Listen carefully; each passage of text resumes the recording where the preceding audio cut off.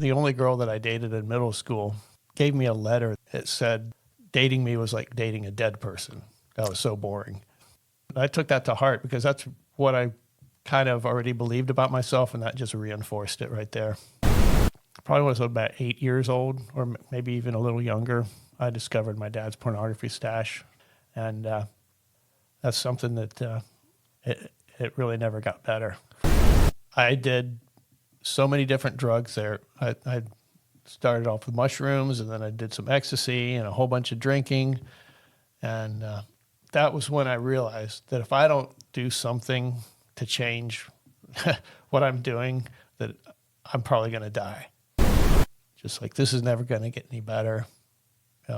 What am I doing here? I might as well let's just end this. So I go into my dad's office, and I close the door, and I pull out one of go to his desk, get the pistol out, cock it. I had always known Jesus as my Savior, but I never really made him. It's okay. I never really made him the Lord of my life. Has anyone ever said something really hurtful to you? And I'm not talking about a comment on your driving skills or how messy your house is. I'm talking about an attack on your person. I'm talking about an insult that cuts you to the core. I'm talking about a verbal attack on your character, personality, or maybe even something about you physically. This insult is so hurtful that you feel it defines you. Maybe this belief about yourself leads you down a dark path. Maybe it leads you into addiction, isolation, or low self-esteem. Maybe this new narration makes you feel inferior, unintelligent, ugly, annoying. Maybe you feel that no one could possibly love someone like you. How does a person change their thinking and change the direction of their life? These are topics that I want to discuss with our guest today as he shares his life change story with us. I'm Eric Hutchinson, and this is the If Nothing Changes podcast. So welcome, friend. Why don't you introduce yourself to our listeners? I am a grateful believer in Jesus Christ. I struggle with sexual addiction, pornography, isolation, anxiety, and procrastination. And my name is John. Well, hey, John, thank you for coming to my podcast and being willing to share your story with us. I'm really excited to hear it today. So every story has a beginning. So why don't you start off with a little bit about your background, where you were born and raised? Okay. Well, first off, my family is all from southwestern Virginia. And southeast Kentucky. But my parents moved to California, and that's where I was born. My dad was an electrical engineer. He went from the coal mines to the California sun. But that's where me and two of my sisters were born. But then my parents moved to Florida when I was 11 months old, and that's basically where I've grown up and spent most of my life is in Florida. So you went from one side of the United States to the other and then back again. Yes. Well, that's good. So Florida, I mean, most people think that's paradise down there. I mean, kind of nice weather and the ocean and so forth. Did you guys live close to the ocean? Yes, we lived on the west coast of Florida, on the Gulf Coast. So how far were you from the beach? We were about 15 minutes from the beach. That's not bad. No, it was real nice. That's not bad. Well, tell me a little bit about what it was like. So it sounds like you have some siblings. So tell me a little bit about, so where in the pecking order, are you the oldest? I am the third born. There was four of us, so I have two older sisters and one younger sister. So you're the only boy in a house full of girls. Yep. How was that? It wasn't terrible. It was terrible? Yeah. That's good. They didn't pick on you too bad, huh? No, not too bad. In fact, one of our cousins used to call us the get-along gang. The get-along gang? Yes. Boy. Yeah, I will tell you, I talked to a lot of people, and most people that have siblings, there's usually some fighting going on, but it sounds like you guys had a pretty good relationship. Yeah, we did. We didn't fight too much. So what were you like in school? Were you an outgoing personality? Were you more withdrawn? Or were you? I was very withdrawn all through school. In fact, I remember my very first day in kindergarten. It was a traumatic experience. My mom had to drag me out of the car, kicking and screaming, to get me to go in there. I was scared to death. People scared me to death. People always scared me growing up. Was there any religion or faith in your family growing up or not? Yeah, absolutely. My mom was Catholic. Both my parents were Catholic, and I always call my mom the analogy I like to say is if my mom was the spiritual anchor of the house, my dad was the chain that tied us to that anchor, because he was the one that really enforced things and made sure that we were in school or in church. So did you go to church every week, or was Yeah, it one of those? every week. Okay, so every week. Wow. So you guys, whenever you got a little bit older, did you go through confirmation? Yep. Yeah, I went through all that stuff. So for you, did you feel like that there was a God experience through confirmation or not? Oh, well, I would definitely feel like I found Jesus at an early age. So I don't know how much I felt through the confirmation process, but definitely growing up with the Catholic Church was definitely spiritual for me. It wasn't just going through the motions. So as you got into junior high and high school, because that's usually where if there's going to be any kind of rebellion or, Yes. going against the parents and against the rules, did you do that, or were you more of a rule follower going into that age? Well, a little bit of both. I was not really super rebellious, but I did have definitely a falling away from the church, and I started hanging around with the wrong people and started doing drugs and things like that in junior high school. So what drew you to those kind of people? I'm not sure. I think it's just because I found the most acceptance in that group, I think. Yeah. It was just very easy for me to just kind of fall into that group. Yeah. Was it a marijuana or the Mostly, pot? yeah. Well, that's where it started, that and alcohol. He also introduced me to his father's liquor collection. Holy cow. Wow. And his dad didn't care, or he didn't know? No, he cared, and I think he probably knew more than we thought he did. We thought he didn't know, but parents are usually smarter than we think they are. Yeah. So what did you think about yourself? I didn't think very much about myself. In fact, most of the things I believed about myself were negative. I was very shy, and interesting story. When I was in middle school, the only girl that I dated in middle school broke up with me and gave me a letter that said one of the reasons she was breaking up with me was because dating me was like dating a dead person. That was so boring. Oh. So yeah, I took that to heart, because that's what I kind of already believed about myself, and that just reinforced it right there. Oh, that's hard. So what would you say your biggest struggle, if I was to say, hey, looking back at your adolescence or your growing up years and junior high, high school, and before you were an adult, what would you say your biggest struggle was? Just socially. I really struggled socially. So self-esteem, back to kind of Yes. what you believed about yourself. Yeah. One time when I was in high school, I had a party at my parents' house when they were out of town, and I had some friends over. And I kept trying to drink myself to the point where I could actually talk to a girl. And it wasn't working. My dad was a gun collector. So there's always, also, he grew up in the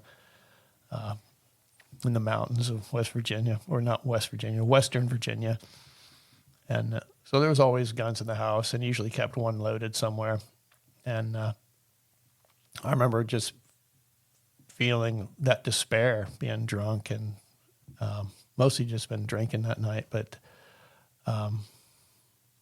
just like, this is never going to get any better.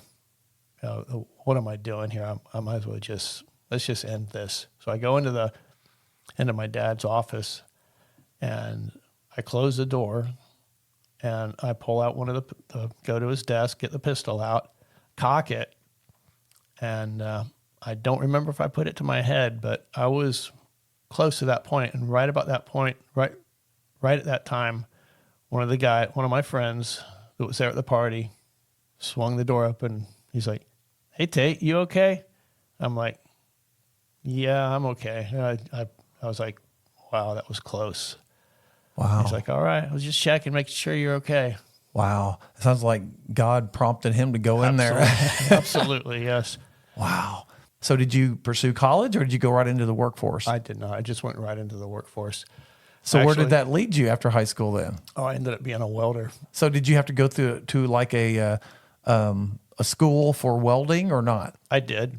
Okay. So, you mentioned, and I always ask this question to people that, that are in recovery. So you mentioned, alcohol, marijuana, and doing something of those kind of things. Would you have classified, or do you classify yourself as a young person at that time as an addict? Or would you just say, hey, it was something I did, it was a party season. I just did that then. It wasn't something that I felt like I had to have, or how would you classify yourself then? When we started doing LSD, I really enjoyed that. And, but it made it harder for me to interact with people. But at that point, I didn't care. And then I discovered ecstasy, and that really brought me out of my shell. And that was probably the closest thing I've ever come to being addicted to. And it was, when I started doing that, it was kind of like the beginning of the end. I mean, the thing about that stuff is it really depletes your body. It kicks the whatever it is in your brain, that I think it's dopamine. Yes. It causes that stuff to go into overdrive to produce a whole bunch of dopamine. But then once it's done, those dopamine producers are burnt out. So there's like no more feel good left, and it's just dark. That was one of the low points of my life, is when I was really doing that stuff a lot. So was that was after high school? Yeah, that was in my 30s. Yeah. So now we haven't talked about one of the things that's a problem of mine, and whenever I started very young, was pornography. Was that ever a problem for you or not? Yes, that's been a considerable problem all my life. Probably was about 8 years old, or maybe even a little younger, I discovered my dad's pornography stash, and that's something that it really never got better for the longest time. I remember when I was in probably a high school, when my dad started keeping videos, VHS, pornographic tapes, or videos or movies. My parents were out of town, and I brought the VCR and a television into my bedroom. And my oldest sister, she saw what I was doing, and she just looked at me and she goes, John, you keep looking at that stuff, you're getting the wrong idea about sex. So whenever you're we're talking about you being in the workforce in your 20s and going into your 30s and so forth. So that was was that a continual problem that kept surfacing, or that you just embraced altogether? Yeah. I mean, I pretty much just embraced it. And it started to consume me. It took up more and more of my time. And then especially with the internet, once that became in fact, porn was what ruined my first marriage. So where did you meet your first wife? It was at the first place. It was actually the second welding job that I ever had full time. I worked for that place for 10 years. It was a great company. I don't remember what she did there, but I met my first wife. I met her there at work.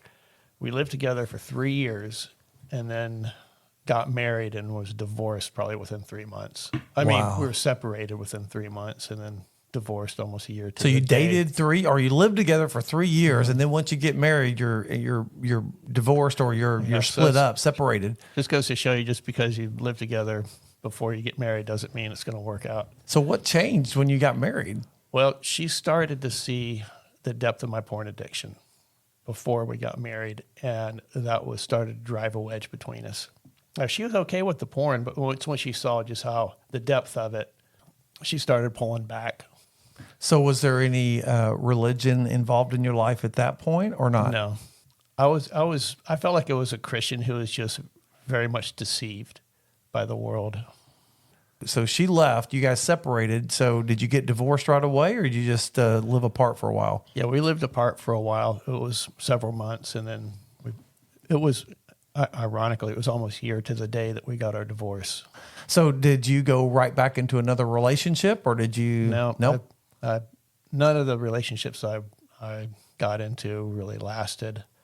I didn't feel worthy of a relationship. So still that same message is the narrative that's in your head, right? I'm not good enough. I'm boring. Nobody would want me, that kind of thing. Yeah. So tell me, as your first wife left, I mean, what are you doing? Are you still doing drugs? Are you still doing alcohol? Are you still doing porn? I mean, you're doing all of that stuff, right? When we separated, I went to go live with a group of my surfer friends in this house. It was called the Surf House. The drug use definitely escalated at that point. So what would you say during that time period did you have any like really low lows? I mean, did you ever think about taking your own life or not? At that point, I did not, but I was in a low enough place where I know that if I didn't have the Holy Spirit connection that I had, that I could have easily gone there. I remember one time when I was in the heyday of my party, I was lit up on who knows what down in Ybor City, which is a big party town there in Tampa. It was a really clear night. I remember looking up to the sky and seeing the stars, and I just felt like, wow, I could just feel all the heavenly hosts looking down with disapproval. Wow. And I'm like, here I am. I'm like right smack dab in the middle of Sodom and Gomorrah. And I just... It's okay. I remember looking up and praying. I said, God, please don't let me die here like this. And I just had like the most reassuring feeling that he was not. It's okay. That he was not going to allow that. And I remember being both humbled and reassured at the same time. So do you think that helped in turning your attitude towards all of that? It probably did. Yeah. Sounds to me like a real God moment in your life. It was. And it's interesting because my mom had given me a Bible, and even while I was living at that surf house, I would read the Bible and then I would pray, and I had some very spiritual experiences, some very personal experiences with God, even during those times. Isn't it amazing how God meets us even in the darkest places in our lives? He comes there and he interacts with us. It's true. He does. That's amazing. April 27th, 2000, bought the house. Shortly after that, I had a housewarming party, and a lot of my friends were there. Renee was there, actually. My current wife was there. She was married to one of my surfing buddies. I did so many different drugs there. I started off with mushrooms, and then I did some ecstasy and a whole bunch of drinking. And that was when I realized that if I don't do something to change what I'm doing, that I'm probably going to die. Wow. Not long after I quit, I knew that I also had to get more serious about my relationship with God through Jesus Christ. And I started going back to church, started becoming more involved with the church. I started going to church functions, and it wasn't long before I decided that, I had always known Jesus as my Savior, but I never really made him. It's okay. I never really made him the Lord of my life. And when I told my, I'm going to have a hard time saying this. Hey, it's okay. God gives us tear ducts. He gives us, So just wish I could talk through it a little bit better. That's all right. But, take your time. I remember when I called my sister to tell her that she started crying, which made me start to cry. She says, "You don't know how long I've been praying for you for this." Wow. That's amazing. So I got baptized, and I just kept walking. I was still struggling though with the addiction, even though I was going to church. I was reading my Bible, and I was going to all these classes and filling my life with all these spiritual things, that then I would go home and then secretly indulge with pornography. So I'd left all the other drugs, but that one I was still clinging to. That one was the one I was addicted to. So you're giving a high percentage of your life to God, but you're kind of holding back with a little bit of with the pornography and stuff. So what happened next? Did you get involved in any relationships? Did you meet any other girls at the church, or what happened? I did. I met. There was a couple of girls that I dated for a little bit, but it just, anytime I would get close to somebody, it just freaked me out, and I was like, man, either they're going to find out about this, and I would end it. Yeah.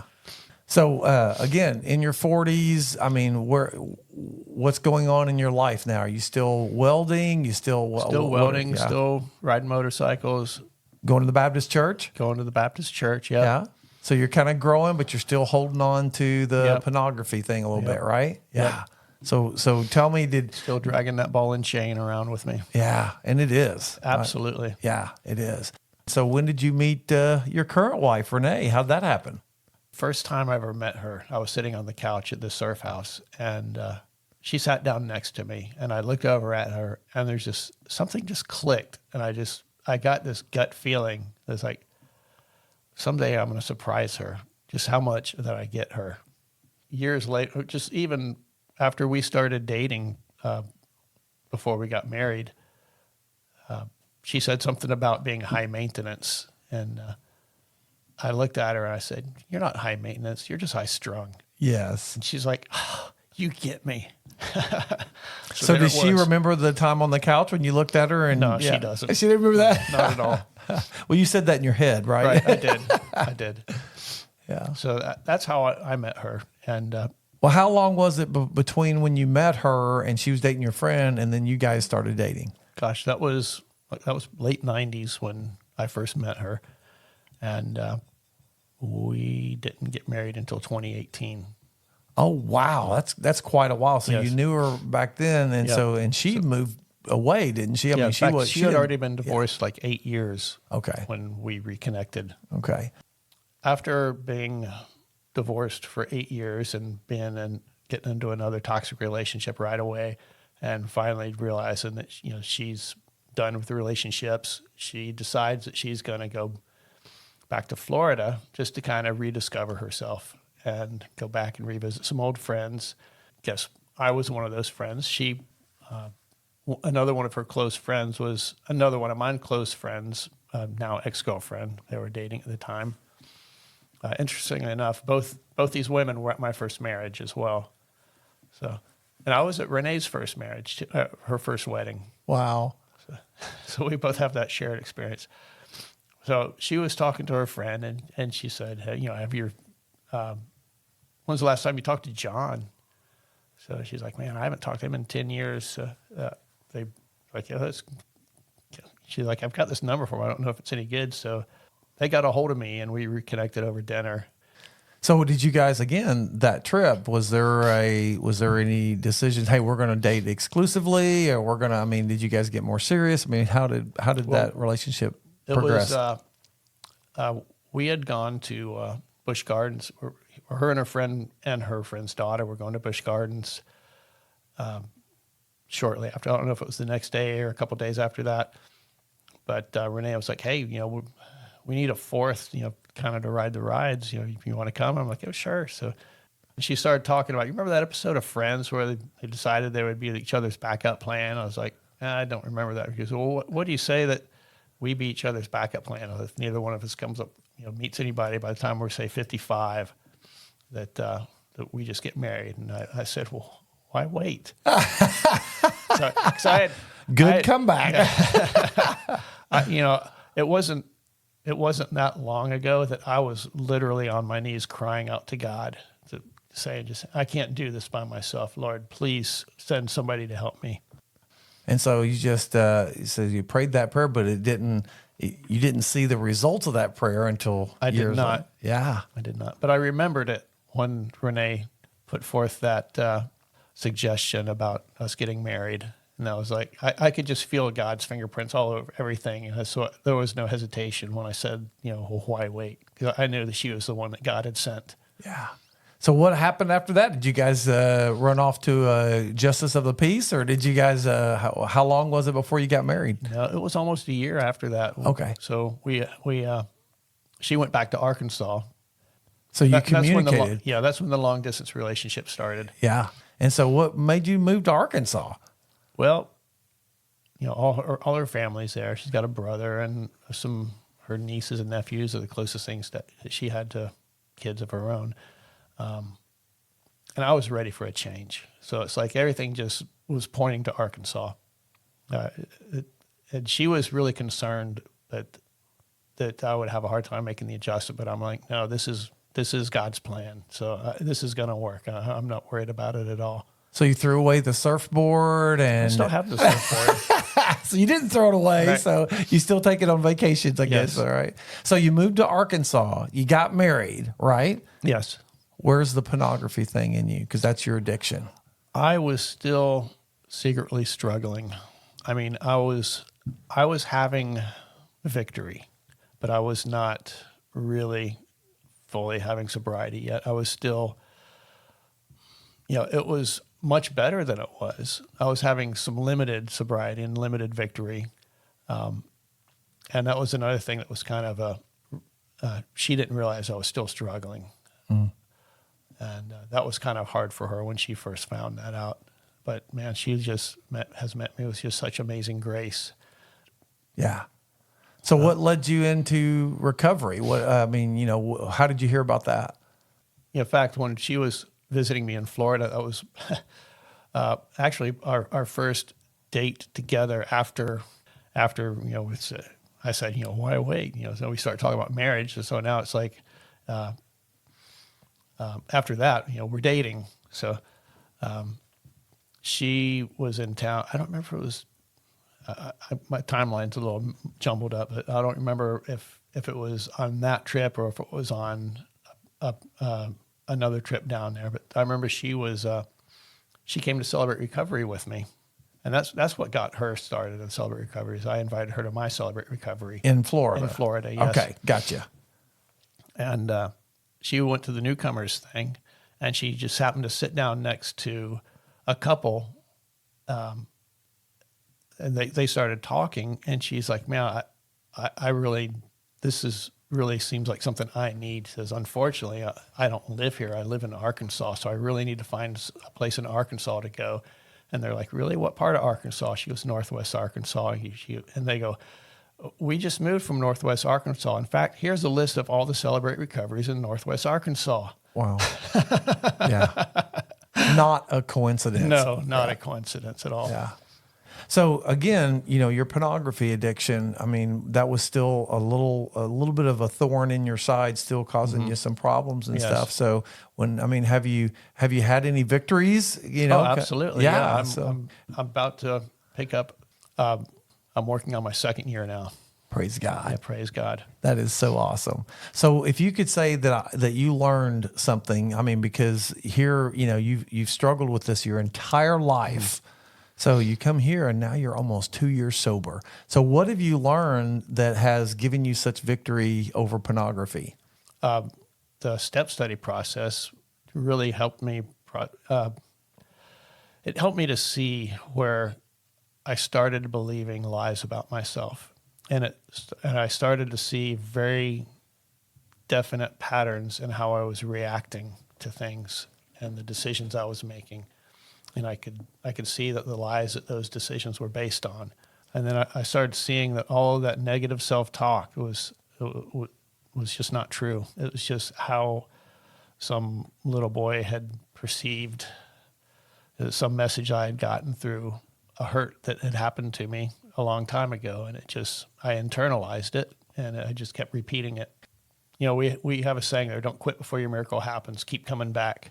And that's really huge, because it's like I said before, I'd been involved in recovery for probably close to 10 years now, and I'm just now really starting to see the full effect of and the full benefit of my recovery.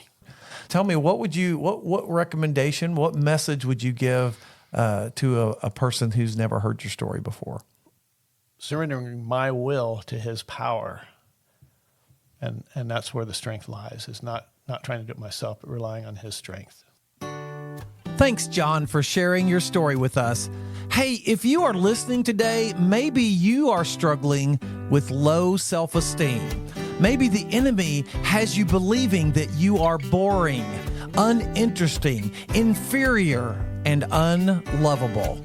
These are lies designed to destroy your life. But there is hope, and there is a new identity in Jesus Christ. He can change your life and bring healing to whatever hurt you are experiencing, just like he did for John. However, if nothing changes, nothing changes. See you next time.